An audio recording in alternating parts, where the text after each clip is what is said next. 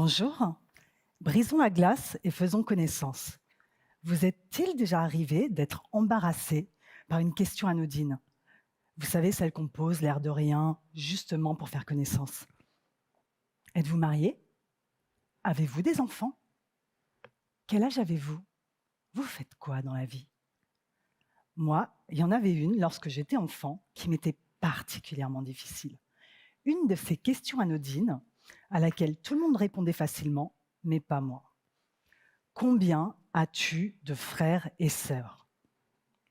Simple, non? Oui, mais pas pour moi. J'ai longtemps répondu 5. Je l'écrivais aussi sur mes fiches de rentrée scolaire. Mais le problème, c'est que d'une année sur l'autre, d'un professeur à l'autre, c'était pas souvent les mêmes réponses, pas les mêmes noms, et parfois même pas le même nombre. Alors vous demandez pourquoi j'avais besoin de mentir sur une question aussi banale. Oh, pourquoi? C'est simple, j'avais honte. Honte de dire qu'en réalité, j'ai 23 frères et sœurs. Oui, oui, vous avez bien entendu, 23. Et si je me risquais à le révéler, un tas de ces questions s'en suivaient. Sont-ils tous de la même mère? Non. Combien de frères, combien de sœurs? Alors, j'ai pas compté, mais je m'y penche. Est-ce que vous avez tous vécu ensemble? Non plus. Et une dernière, votre père est-il polygame?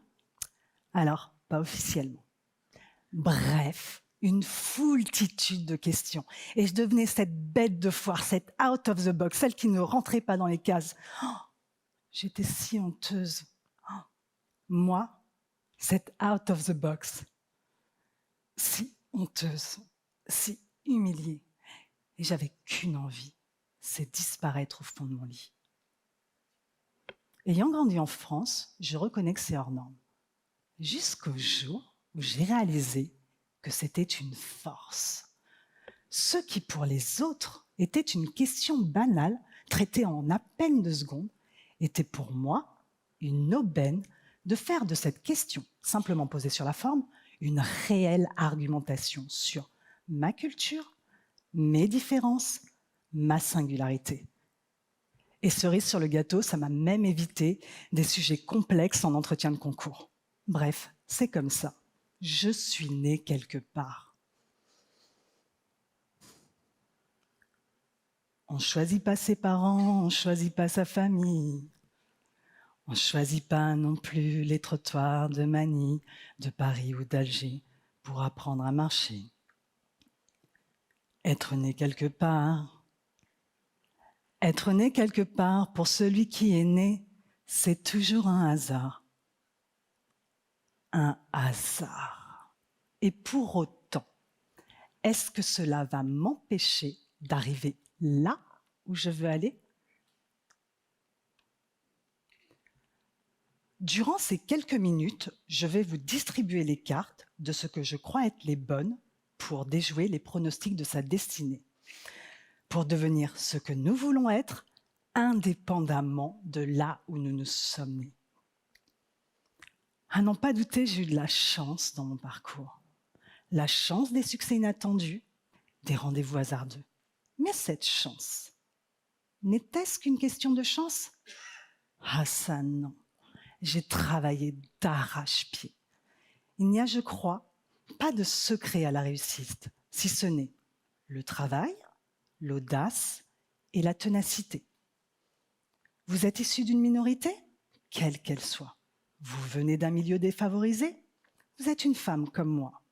Vous êtes vu comme un fils à papa, une fille à papa. Vous sentez out of the box. Ou vous êtes vous, simplement vous.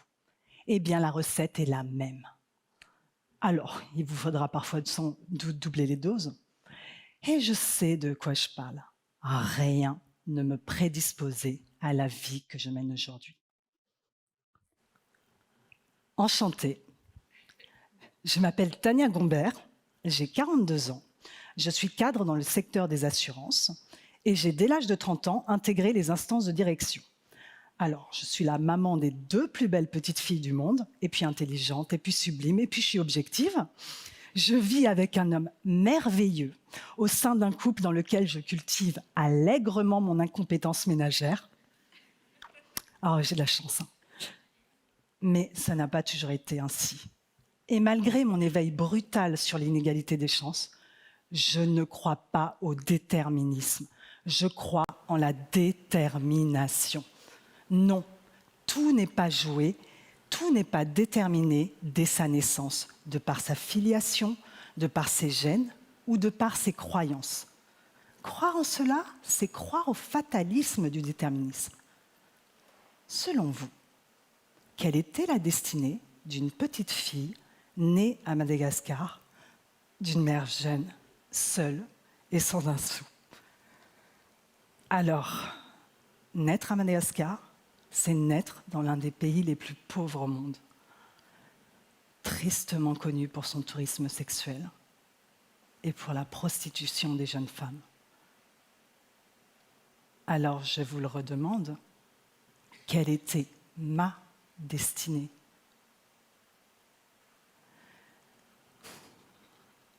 Je veux dire aux jeunes, aux moins jeunes, finalement à vous tous.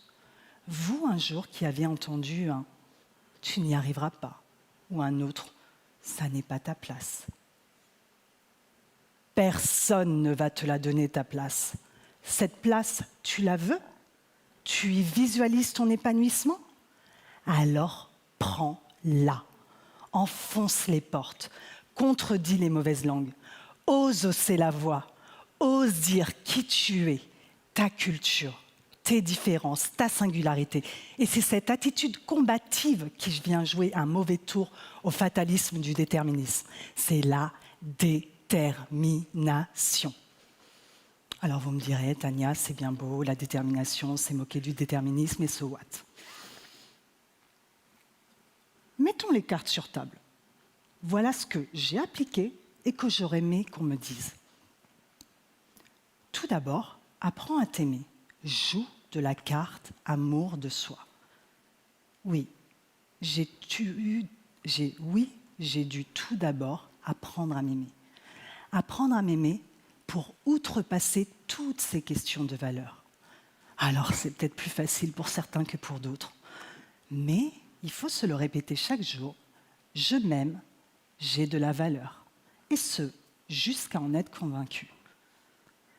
Je me souviens m'être dit souvent, et pas dans un excès de narcissisme, je m'aime pour toutes les personnes qu'il y a sur cette terre. J'avais 11 ans. Je venais de subir des moqueries, du racisme. Mais il était hors de question que je ne cède aux sirènes du laisser-aller. Je laisse tomber, je ne vaux rien. Ils ont raison. Non, ça ne m'atteint pas, moi. Ça ne m'atteint pas, ça ne nous atteint pas, parce que nous répétons chaque jour, je m'aime, j'ai de la valeur, je m'aime pour toutes les personnes qu'il y a sur cette terre. Après tout, être différent ne signifie pas avoir plus ou moins de valeur. Réfléchissons ensemble. Quel est l'antonyme de différent? Est-ce égal? Non, ce n'est pas égal son antonyme, c'est identique. Rien à voir avec une question de valeur. Souvent, je reprends ma fille lorsqu'elle ne veut pas finir son assiette et qu'elle me dit « Maman, ce n'est pas bon ». Je la reprends et je lui dis « Ma chérie, ne me dis pas que ce n'est pas bon, dis que tu n'aimes pas. » Pas vous. En gros, ne remets pas la qualité nutritive des épinards, la valeur des épinards, juste parce que c'est différent du goût des pâtes et qu'accessoirement, tu n'aimes pas ce goût. Bref, cette comparaison exprime bien mon point de vue sur la différence. Et je vous propose d'associer cette carte de la différence avec la carte acceptation de soi. J'entends par là s'assumer. Alors, je vous ai parlé tout à l'heure de mes 23 frères et sœurs. Hyper pratique pour éviter les sujets complexes en entretien. Mais pas que. Derrière ma vie bien rangée de banlieusarde parisienne, je peux me la couler douce, Vivons cachés, vivons heureux, postons sur Instagram de belles images. Mais entre nous, à quoi cela ne sert si ce n'est que de complexer ceux qui ne se retrouvent pas dans ces images d'Épinal? Alors que le simple fait de s'afficher tel qu'on est peut lever tellement de doutes et permettre à d'autres d'être moins complexés et de reprendre confiance. Alors, rencontrons-nous. Misons sur la carte rencontre de l'autre. J'ai eu la chance, plus jeune, de faire une très très belle rencontre. J'intervenais en zone d'éducation prioritaire. J'étais étudiante, une anonyme, et je faisais un peu de soutien scolaire et autres activités. Et j'ai croisé cette petite fille. J'ai longtemps échangé sur mon parcours, et ce, sans mon masque de l'étudiante d'école parisienne. Et vous savez quoi? Elle s'est prise d'affection, voire d'admiration pour moi. Mais pourquoi? Je ne suis pas Beyoncé, hein. Eh bien, parce qu'elle s'est reconnue en moi. Une jeune femme qui, comme elle, n'était pas née au bon endroit, dans les meilleures conditions, mais qui avait su se frayer un chemin dans un monde qui lui paraissait si inaccessible. Si Tania est là, pourquoi pas moi? Je vous en fais la confidence. Elle m'a donné envie d'agir à mon échelle. Je vous dirais même plus, elle m'a éclairée et permis d'admettre que nous pouvons tous être des rôles modèles. Tout simplement en levant le voile sur son histoire, en racontant son histoire. Racontez-vous. Racontez ce qui a jalonné votre parcours. Et pas seulement le côté visible de l'iceberg. L'invisible mérite d'être découvert et le tout peut être fort utile et inspirant pour d'autres. Vraiment inspirant pour d'autres. Donc, est-ce que vous voulez savoir, on parle d'inspiration là, ce qui, moi, m'a inspiré? Quelle a été ma carte inspiration? Alors, si vous ne dites pas oui, du coup, j'ai un problème, je ne peux pas continuer. Donc là, on dit oui. D'accord. Alors, ma carte inspiration. Les feux de l'amour. Non, j'ai dit que je m'assumais. Les feux de l'amour. Petite, je regardais cette série avec maman. Et je rêvais des tailleurs étroits et des brushings XXL de ces personnages féminins. Mais comment, moi, petite fille de couleur, d'une classe sociale plus que modeste, j'allais faire pour entrer dans ce monde? Toc, toc, toc, la porte des élites, laissez-moi entrer. On est d'accord, c'est compliqué. Mais je savais que pour y parvenir, pour réussir, il fallait que je comprenne comment ça marche. Il fallait que je prenne cet ascenseur social. Et vous savez quoi? Cet ascenseur, il est accessible par l'éducation, l'école, les études.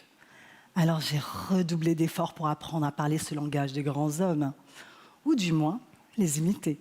Et je crois bien que j'ai réussi. J'ai grimpé cette interminable échelle. Bac scientifique, prépa, école, gros contrat et tailleur brushing. Et ouais. Mais comment avais-je compris tout ça dès le plus jeune âge? C'est simple, hein. Une fois que j'ai visualisé là où je voulais être, j'ai tout simplement demandé mon chemin. Il n'y a pas plus simple, hein. Il n'y a pas de honte à poser des questions, il n'y a pas de mauvaises questions. Il faut être curieux. Jouons là notre carte de la curiosité. Ça me rappelle une anecdote perso, enfin plutôt pro, hein. Je travaillais sur une présentation importante et faute de temps, j'ai pas vérifié mes sources. J'ai mis comme source BAO. Je fais ma présentation et la question. Que signifie BAO? Gênée, j'explique la situation. Bouche à oreille. Alors, toute l'assemblée avait sa réponse et n'avait plus besoin de faire semblant de connaître ce nom du grand organisme de conseil que j'avais inventé de toutes pièces. Merci, chers collègues, d'avoir posé la question. On peut y aller. Je voulais revenir à la carte chance, à la chance. J'ai parlé beaucoup de chance, mais cette fois-ci, je vous propose de parler de la carte chance du Monopoly. Vous savez, celle où on peut bien piocher en carte chance jour de paye, carte prison. Je vous propose de faire comme au Monopoly et de considérer que la carte prison est une carte chance. Ça titille votre curiosité. Bon, je vais vous dire. Je lisais un article sur les réseaux sociaux et il m'a interpellée. Il disait qu'il fallait remercier les personnes qui nous ont mis des bâtons dans les roues. Les personnes qui n'ont pas cru en nous. Ah, vraiment là? Il faut? Mais en l'appliquant sur mon parcours, effectivement, ces personnes-là constituent de très belles rencontres. L'une de mes premières rencontres avec la discrimination a été ma maîtresse de maternelle. Si elle m'écoute aujourd'hui, j'aimerais la remercier. Car grâce à elle, grâce au fait qu'elle m'a mise à l'écart, j'ai été motivée à faire des études. J'ai été motivée à lui prouver, à me prouver que peu importe mon origine, peu importe ma naissance, peu importe ma classe sociale, peu importe tout, je vais y arriver et j'irai le plus loin possible dans les études. Et c'est comme ça que dès l'âge de 5 ans, je me suis donné comme objectif de faire de très très très longues études. Et j'ai réussi. Impensable à l'époque. Cette maîtresse m'a challengée. Elle m'a donné le goût aux études. Je vous propose de faire une pause. Pensez à votre carte chance, à votre rencontre chance. Accordons-lui, là, ici et maintenant, 3 secondes, et vous allez la remercier. On y va ?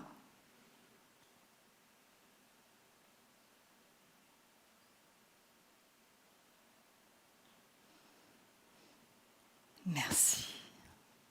Apaisant, non ? Le monde est injuste et il est ainsi fait. Et alors ? Le groupe IAM chante, alors c'est fini la chanson pour moi. Personne ne joue avec les mêmes cartes.